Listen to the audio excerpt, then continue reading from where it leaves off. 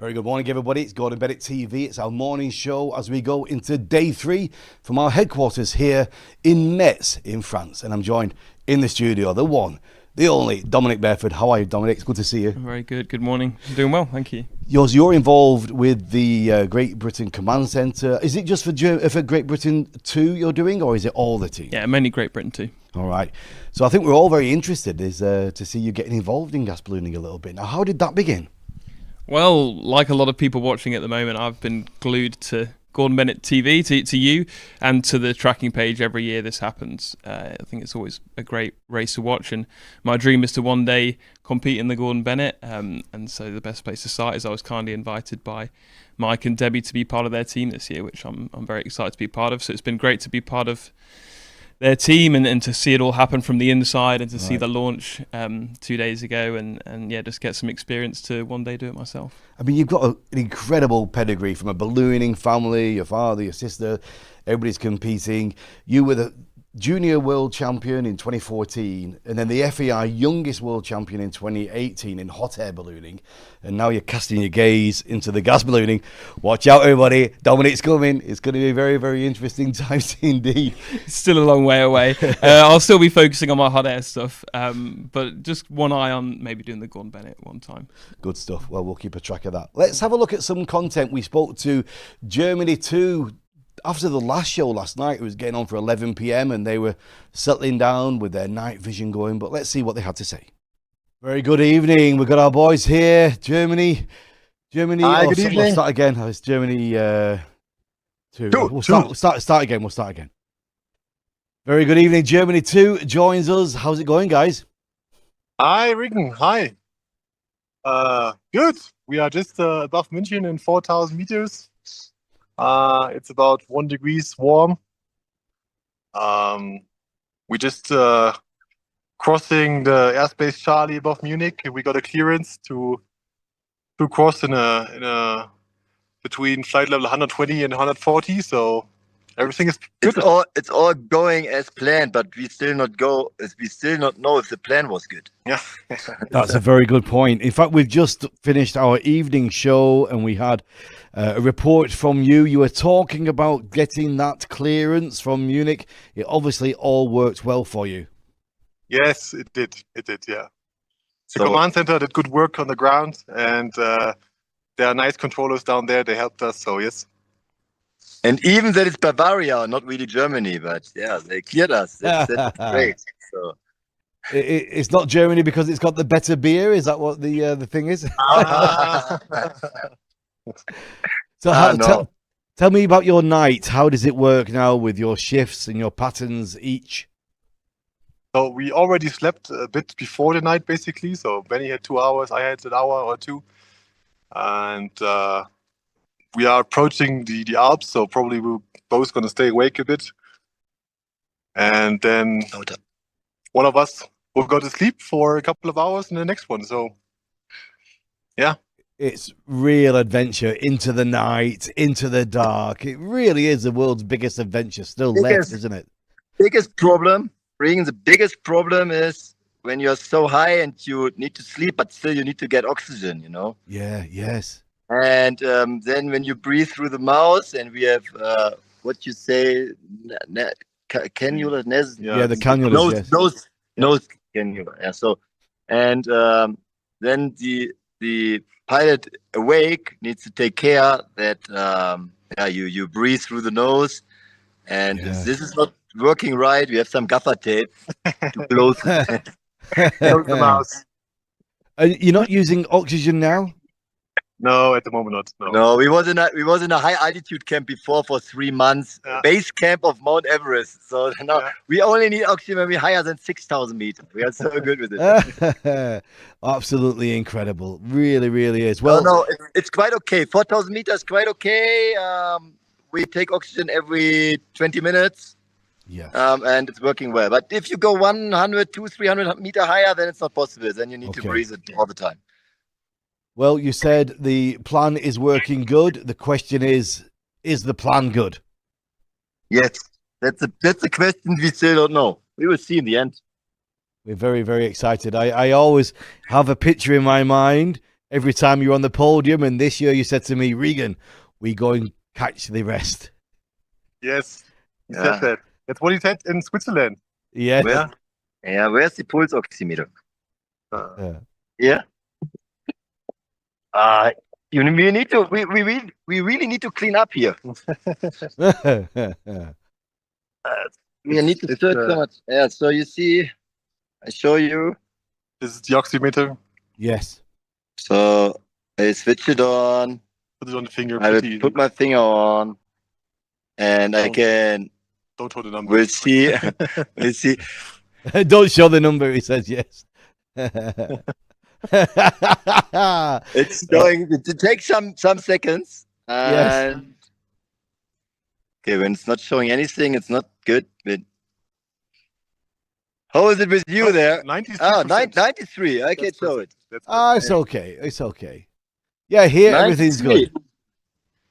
So you need 93. to have some breathe techniques. You know, you need Yes. to breathe deeper. Yes. And when you do that, it's possible to fly in this altitude without oxygen. But all this conversation is not good for you either.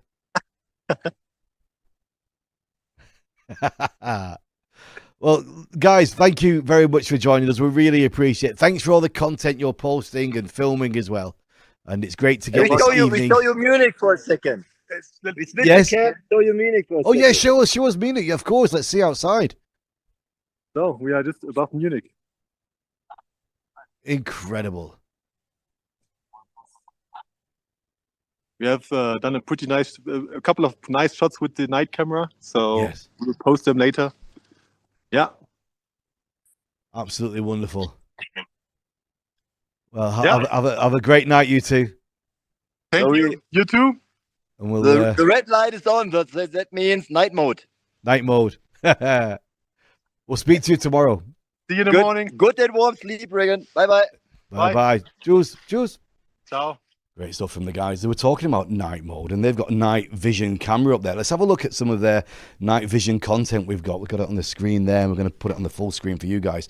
That's passing over the Alps last night. It's just incredible, isn't it?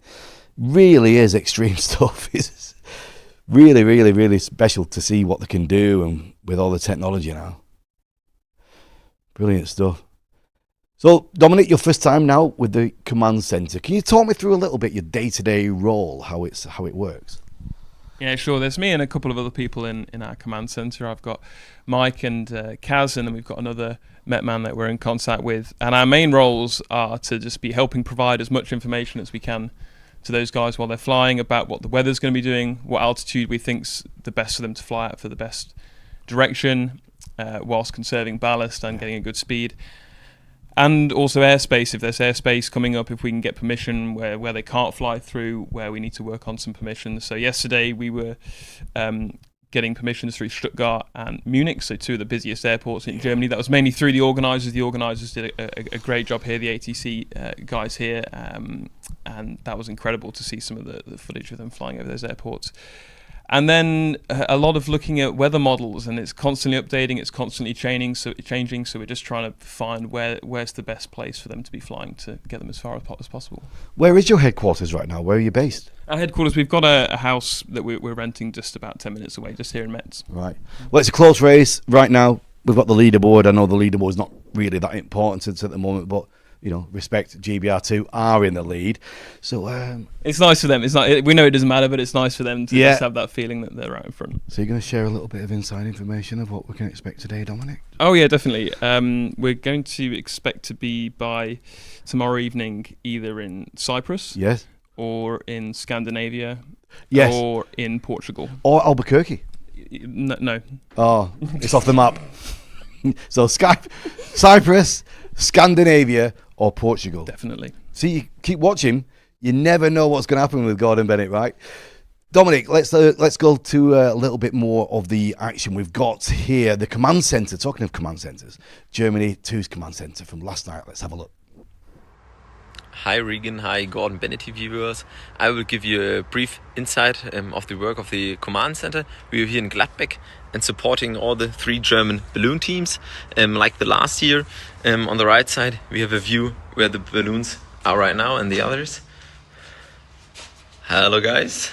Hello. We are the shift from 3 in the morning till 9, so supporting for the changes of the sunrise. One has a view on the ATC, so have a look where are the different control zones and working out which is the best plan to fly around them or to contact the ATC before that we get the best possible way. We're also calculating the ballast and what is the efficient way to go, and hopefully supporting them also for the next 2 or 3 days that they can stay in the air for a longer time. And yeah, have a nice day. See you. Bye bye. Really interesting to get this insight into the command centres there with the Germany, and Dominic being here from GBR. And in fact, after this show, we're going to head out to another command centre and get some interviews there. But Dominic, let's just touch on your hot air ballooning right now. What's happening right now and in the local future for you with your hot air ballooning? Mainly with hot air stuff, it's the same stuff I've been doing for the last few years, just trying to attend as many competitions as I can manage with time and with my funds, and just trying to keep pushing myself to try and be at the top level and try and maybe win another World Championship one day. So next year we've got the World Championships in Krosno in Poland at the middle of September. So that'll be the goal, will be to find some competitions to set myself up for that in Europe, probably around August and July, and give that another go. Well, we appreciate your time and joining us on Gordon Bennett TV. It's good to have you here. Before you go, we're going to leave a little bit of video and show you a nice sunrise from Tom and Deborah. Let's check that out. But see you later. Thanks very much. Thanks for having me. Good morning from Team GBR2. Another beautiful morning, another beautiful sunrise. This time from about 10 miles to the west of Graz in Austria. Where is Debs? I don't know where she is. I think she's getting ready to have a nap. Oh, there she is. She is getting ready to have a snooze. I have just managed to get a good couple of hours sleep, which has been wonderful, and woke up just in time for this sunrise to enjoy this as we continue our journey into another day. It's fresh, but quite beautiful. And here's our trusty gas balloon above us. There we go. So, enjoy, guys. Enjoy the race from a cozy sofa and a cozy lounge.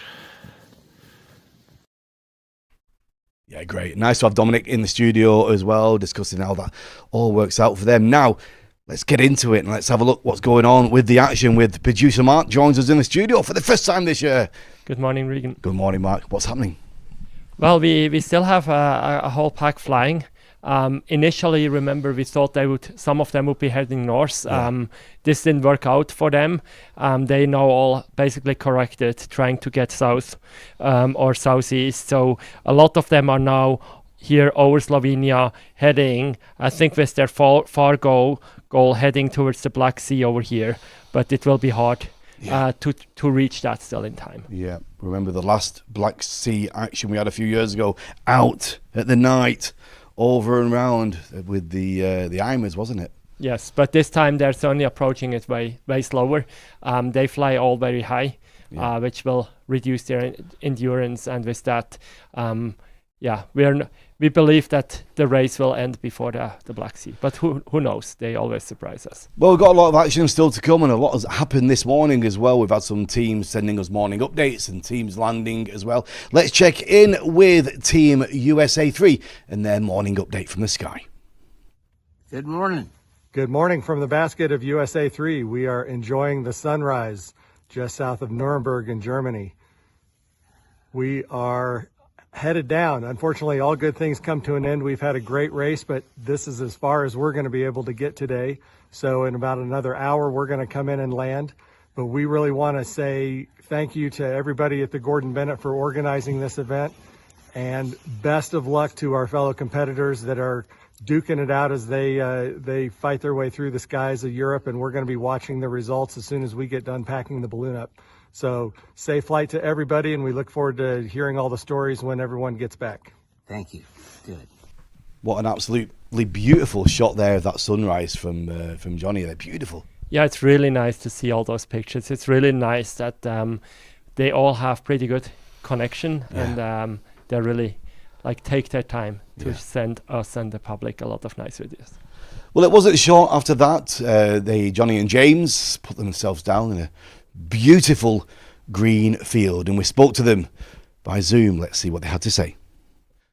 And I'm joined on the landing site, USA 3, Johnny Petron and James Hutchend. Welcome back to the ground, my friends. Thank you. It's good to be back on solid ground. Talk me through. Give me the condensed version of your flight. Tell me all about it. I just want to say it was a wonderful flight.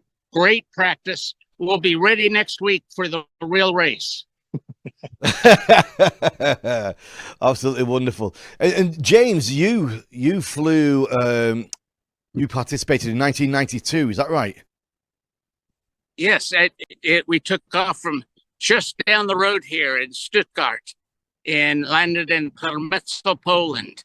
And David Levin, always a great strategist, figured out the strategy for that win. Wonderful. Yeah, this is Jim's fourth Gordon Bennett, I believe. That's true. And for you, Johnny, this is your first time. Is it how you expected it to be? So yeah, first time flying in the Gordon Bennett. I've been on the organizational side, and I've been in the studio with you even. But so I've seen several Gordon Bennetts, but not only my first Gordon Bennett, but my first time flying gas balloons in Europe. And both of us flew gas balloons a lot back in the late 90s, early 2000s. And back then I thought you just had to kind of be a little bit crazy or a lot crazy to be a gas balloon pilot and to win an event like this. So this experience showed me that, man, these pilots that we flew against are masters of their craft. They know how to fly the balloon. They know the strategy. They've got the best support. They've got the best team. And I leave here just in awe of everybody that's still flying, their piloting experience and decision making. It's just I'm gonna get to the computer so I can see how the Alps crossings are going. That's really interesting. That's really interesting to hear as well. Can you tell me about the first night? How was that? Slow. Cold. Yeah.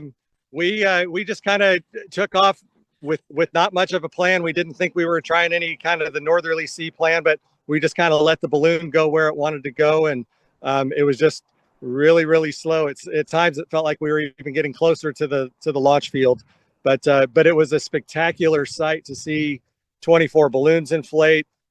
Those guys, the Thomas and Benoit and Sam did an amazing job getting us all off the podium in time. And to launch out of that field was put a chill up both of our spines for sure when they played the national anthem.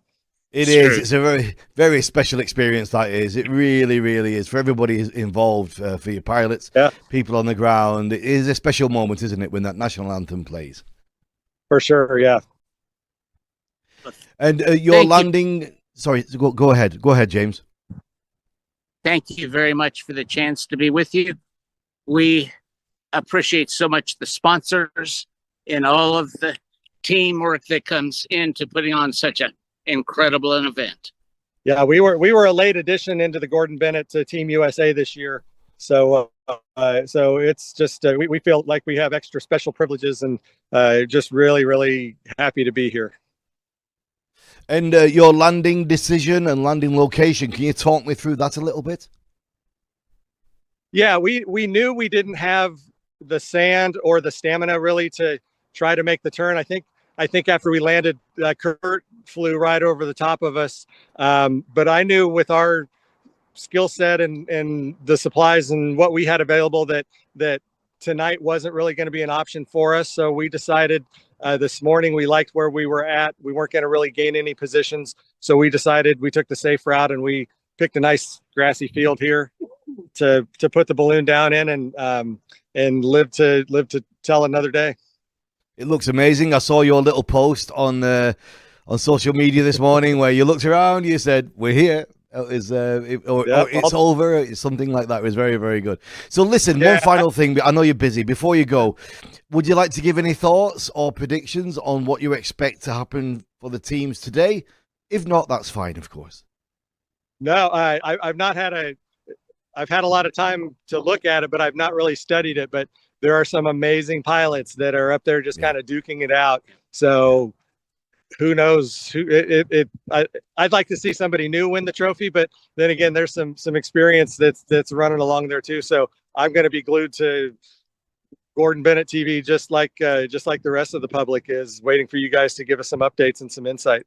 Anybody's game. Everybody's game. And one final shout out to your fabulous chase crew. Yeah. I'm gonna make you take a look. Everybody wave and say hi. Hi, everybody. We're here. Tell us who we've got there, Johnny. Tell her who we've got. So we've got Jim Herschen, Doug Messer. Franz Joseph Schroyer, Diane Messer, Jenny Hutchin. Heiner Altena. So they're our super crew, even though I don't think they're really happy with us because they all spent the night in the van last night. So we need to hurry. I need to go buy them breakfast and check into a hotel room so we can all have showers because we all stink. Yes. Oh, fantastic. Well, thank you for joining us. We really appreciate it. And thank you for your sportsmanship. And we'll see you all back here. Thanks, Reagan. We really appreciate what you do and the product you guys put out. Thank you very much. All right. See you. Yeah, it's great that they take the time to have a chat with us, you know, the exhaustion and the tiredness and packing everything away, but they've still got time for us. Yes, and you also see kind of their excitement, and it's still like the adrenaline is still high, and like it is not easy. Like they fly for now, it's like 36 hours nonstop, and then you need to do a safe landing. You still need to be fully focused at the end of your flight as well. Yeah, it's quite tiring crossing the Atlantic in business class. Never mind in a basket for 36 hours. Mark, let's have a look. Not that I do business class, of course, with air sports. There's not that budget's available. It's all economy. But Mark, tell us about these yellow circles. Yeah, so these are basically circles around Metz with the same distance. So the first one is 500 kilometers, 1,000 kilometers, 1,500 kilometers. And this basically just gives you an indication on how far they have to fly, or what's basically the better distance. So if one would be flying up here, he would have to fly far into Ukraine to get the same like result as if you would fly down to Sofia. It's just a good visualization for us to see what is the aim for them. In this race, it's a little less critical because they're all flying more or less the same direction, so it's more easy to see who is farther, but this is just a good way to help visualize that. And it might actually matter at the end, especially if they would happen to reach the Black Sea. Well, how's the winds looking right now with the tracking that we've got? So yeah, what we can do as well is we do so-called trajectory calculations. So these are tools that are basically simulating if I start a particle here, and I calculated this from Maribor like at 8 o'clock, and I basically just say, okay, if I release a balloon at one specific altitude at that time, where would it just flow with the wind at that time? And the one thing I want to visualize here is we have two lines here.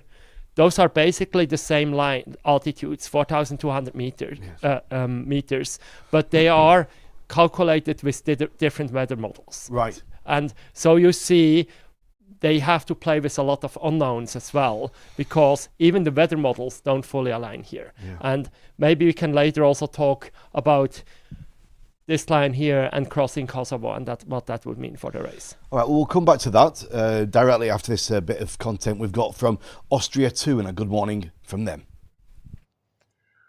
Welcome from the basket of Austria 2.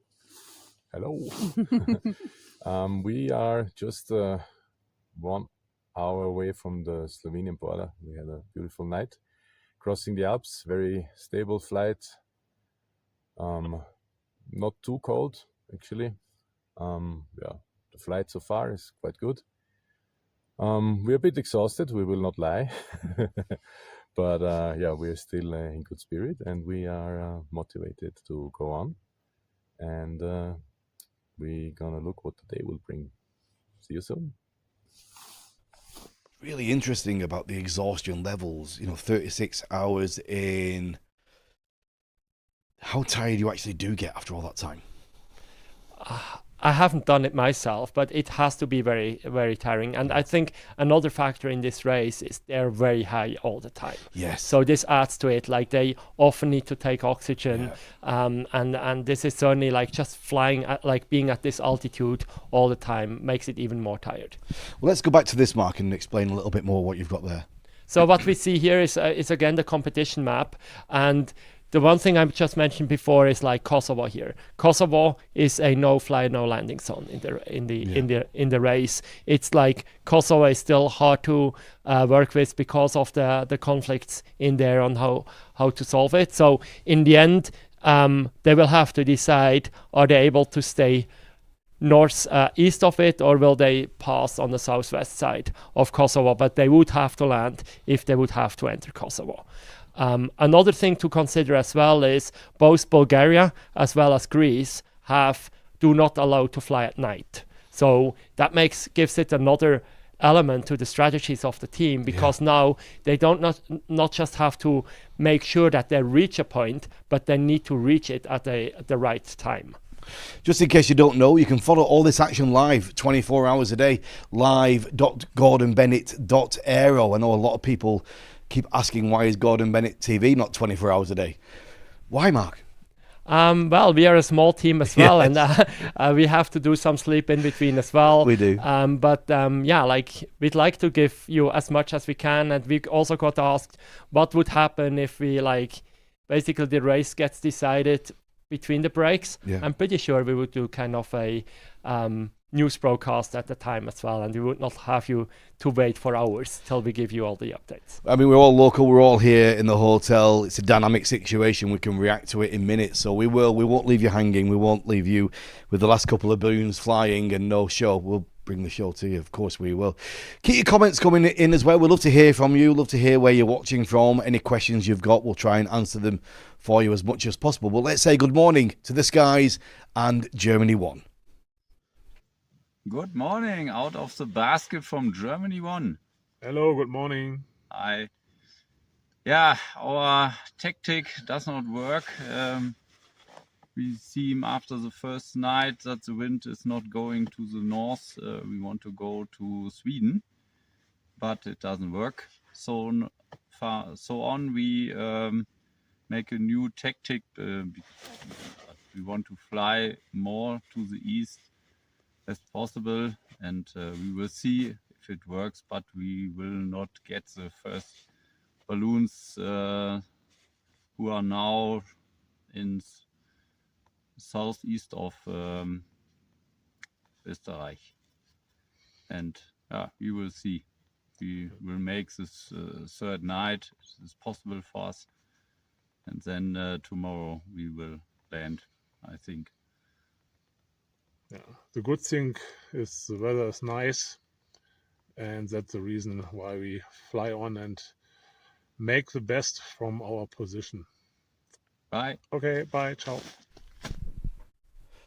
Talking of questions, a lot of people are asking where we expect the teams to end up this evening, and that's what we're talking about now as we go through the day. You've got a couple of questions come through, Mark. Yeah, we had one question from Philip, who basically asked, how did the balloons end up making those curves here when they were climbing up? And you can basically see, I visualize now for the Austria 1 team, I visualize down here the altitude graph as well. And what you can see here is basically, let me just make that full screen. What you can see here is that they were climbing up. So as they are climbing, they get into a different wind, and with the wind, they will basically turn into a different direction. And that's actually the only way how you can steer a balloon, both a hot air and gas balloon. You can only go to a different altitude where you have a different wind that gets you into a different direction. The wind is like a stack of pancakes. All at different. I love that. Somebody explained that to me years ago, and it's always stuck in my mind. Right, let's check in with USA 2. They've landed. It is, of course, Mark Sullivan and Cherry White. Let's see what they were saying. Hello, from Mark and Sherry. We've landed in Germany.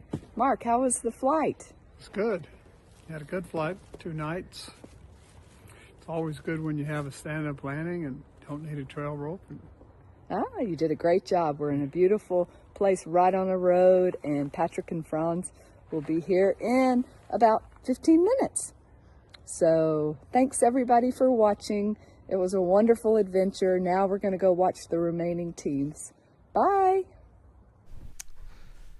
Good to see Mark and Sherry, of course. Always brilliant to have them along. And you've got another question, Mark? Yeah, we had Adrian who was asking, are they allowed to use any ballast, empty containers and so on that they can dump? The answer here is like they certainly have, like the main ballast that they're dumping is sand. Yeah. If they fly over, and you would do that almost everywhere, like if they're high up, it's not like a full bag of sand that they're dropping. It's usually like more like shuffles, and it will spread out nicely. If there are over congested areas, they also have water, so it's kind of like raining from above. Yeah.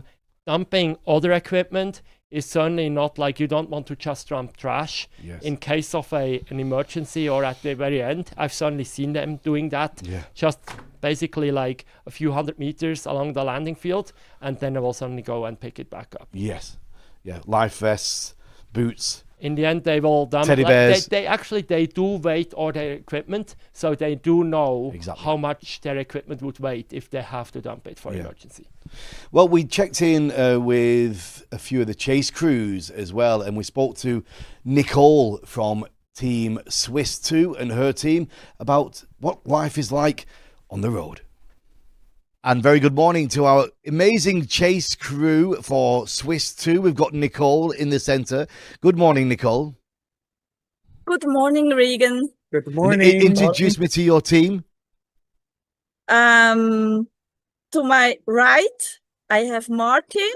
It's his first time chasing a gas balloon in the Gordon Bennett. Yes. And well, this is actually for the crew, it's the fourth. For Balthasar, it's his fifth Gordon Bennett. And to my left side, or to your right side on the screen, it's Francois. He has been joining us. No, it's also the fourth time. Yes, exactly. We started chasing the gas balloon for the Gordon Bennett in St. Gallen. That was our first time, yes. Mm-hmm. It's such an adventure, isn't it? To be out on the road, a big road trip, chasing the teams. Tell me how it feels, especially for the rest of the team as well. It must be a very enjoyable experience. It is, actually. It's also completely different than chasing just the... Oh, sorry. Sorry. No, that's okay. Nothing's happened. Now I just clicked something wrong on the laptop. It's different than chasing a hot air balloon because it's much longer distance and much longer duration. But yeah, it's also an adventure for the chase crew because you end up in places you've never heard of. It's really, you visit places somewhere in the middle of nowhere. And it's really an adventure as well for us.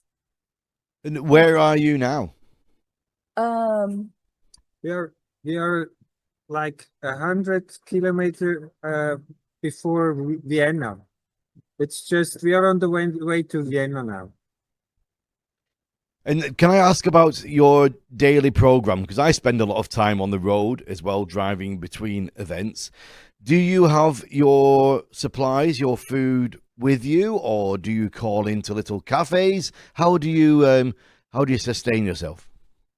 Usually the first 2 days they are pretty comfortable because we had so far the first 2 nights was always we could go into a hotel and sleep, but then the third night it's really for us it's a big challenge because if they make it through the third night, this race, that would be our personal record. Yes. Because usually so far they landed on day 3 usually. So it's going to be really especially challenging for us because we won't get asleep in the hotel tonight, I think. It's great. To go to the balloon. Yeah, I'm happy to see the team passing through and carrying on today as well. I know it can be very disappointing when he has to finish early. You can see it in Baltasar's face. But so this year, for the adventure to continue for him, I'm very proud and happy for the team, for the whole team. Yeah. We are looking forward whatever the end is. So I think so far, Balthasar and Rene and the whole team, also our ground center, or how do you call it? Command center. We really put much more effort in it, and I think whatever comes, there's nothing that we can say we could have done better right now. Yes, absolutely. So for people watching at home who want to understand a bit more about the chase cruise, when do you decide it's time to move again? I'll tell you why I asked this question. I was at a ballooning event. Well, it was a skydiving event with balloons, and there was somebody who was going to follow who'd never done it before. And they wanted to instantly go, follow, and the balloon was still right above us. It had not gone anywhere. So I was trying to explain, we can't drive anywhere in the car yet because they're still here. Even though they're high up, there's nowhere to drive to. So at what point do you decide to get on the road? As I mentioned, I think the first 2 days, it's not very eventful. And especially if, for this race, especially because they were sort of sneaking out, moving very slowly. So for us, it didn't make sense to just follow right away. So that was easy to go back and have a good night's rest. But now when it gets to the critical phase that they have less ballast, and then it's better to make sure we stay in a range in the vicinity for about 1 hour to catch up with the balloon. Exactly. Well, thank you. That's a great explanation, and we appreciate your time. And we'll let you carry on with your morning and prepare the rest of your chase. But thank you for joining us here on Gordon Bennett TV. Have a good day, everyone. Thank you. Bye-bye. Bye-bye. Yeah, thanks to Nicole and the team. I think we have a few more questions coming in. Florian, have you got anything for us? Yes, we have a comment coming in from Luxembourg, from Schengen. It's Genevieve. He's writing, he was on for the launch here for the first time, and it has become an obsession to follow the race and to understand as much as possible. And I think we're doing a great job in providing a lot of information for the public here. Yeah, I would just say apologize for that. It's a virus, and once you're into it, it's hard to get out of it. But, apologies from our side. Mark, do you have any more content to go to here for us? The only thing we could actually mention here is kind of discussing this pack up here and why they're up here. Yeah. And I think this is really the pack that tried to get the northerly route, and that just didn't work out for them. So I think many of them stayed rather low, were waiting for this wind to turn. That didn't come the way it did, and then decided flying here. This pack here on the right, like the US balloons, my interpretation, it's not like an information from them, it's really similar, they were kind of not going all that high, and then now ended up a little bit outside the really good winds, and there was no chance anymore to fly out all the way down. What's Austria 1 up to? What's their game? Well, we probably have to ask them at some point, because I have no idea either. Very interesting, eh? Keep your eye on them. They're a very accomplished team and very skilled team. So it's going to be very interesting to see what they are up to. Anyway, we started the show with a nighttime chat with Germany 2. Let's catch up with them in the daytime and see what was going on. Germany 2, back from a restful night. I'm sure Nick and Benny, good morning. Good morning. Hi. Hey, good morning. So the last thing I did last night was speak to you two, and we're back here again. Yeah, we had a good night. Tell me about it. Tell me about the evening and the night. Yeah, we I think after we spoke, we crossed Munich. Airspace was no problem. The controllers were really nice. And then south of the Chiemsee, we went over the Alps. Benny took some hours rest. I took some hours rest. And now we are above Slovenia in 1,500 meters. It was cold. Wow. Yeah. It was cold. So now we have 5 degrees, but this night was cold. It was freezing temperatures. Sand was freezing a bit. Sand was Water was freezing a bit, but yeah, now it's getting better. What we have now we have 4 degrees Celsius. So. And some really interesting shots on your social media with your night vision, with the crossing of the Alps. Stunning pictures. Yeah, that was pretty cool. Yeah. Yeah, I was sleeping most of the time, and when Benny was sleeping, I just woke up for some nice views through the night vision to see the. So normally it was the Alp crossing flight, was it? Yeah, it was an Alp crossing. Yeah. It was okay. There was not so high, but up to I think 9,000 feet. The highest mountains were up to 9,000. 10, I think 10,000 feet. And, So it was okay. Yeah. Better doing day to so that we can see such much more. But it is what it is. So it is, man. That's pretty extreme.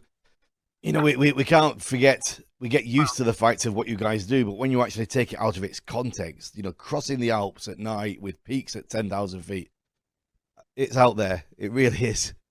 Yeah, the vision in the night. I mean, it plays you a bit crazy. You take a look at the mountains and you think they are next to you, but they are 2,000-3,000 feet below you. Yes. We just said Kitty over us. We just said Kitty crossed us about 500 meters above us. Yeah. We could shout to him. Crazy. Incredible. So last night you were telling me the plan is working good. The question is whether the plan is good. Yeah, we are still thinking about that. Yes. We still don't know. I'm sure you know exactly what's going on. But we'll find out, of course. You see the first balloons are landing, or a lot of balloons are landing now. But some of them are behind, but you never know what they do. Yes. I mean, the show, you know it. The show is over when the last balloons landed. Absolutely. You know, sometimes we talk about, it's just going to be 2 nights. Sometimes, some years, it's just going to be 3 nights and all over the next day. But we never do know until how it plays out and how it pans out. That's what makes this event so incredibly addictive for many people. I think I think there's right now we still have not the half of the duration that the winner, or maybe some of the last balloons they will land will fly. I expect 70 to 80 hours for the last balloon. So because the balloons following us, they are quite low or lower than the leading ones. Yes. And that's a strategy for sure. So maybe you talked about it already, or we'll talk about it in the show. That's the strategy of them. Yeah. So save ballast and fly longer. So yes. Well, that's incredible. What a great statement there. In your mind, we're not halfway through yet, and you're expecting 70 or 80 hours from the winner. We shall see how that pans out. Guys, Benny, Nikki, we'll let you get off with it. Thank you very much for your time. Really appreciate it. Bye. See you soon. Bye-bye. Bye. Ciao. Well, it's all getting very exciting. Some of these teams really so close. We've got a great shot here from Germany 2 to France 2. Look at that, Mark. Yeah, it's really amazing how they're really now flying very close to each other, and it's nice to see them looking at each other and sometimes even communicating with each other. We also had some pictures that we saw where it's actually teams of the same headquarters, but they're doing Zoom conferences with all of them together. So it's nice. Well, it's going to be a great afternoon of action. You can track it all yourself on live.gordonbennett.aero. Keep the action coming. Where they're going to go, who's going to keep flying. We'll be back with our evening show at 5 p.m. Until then, have a great day. We'll see you later.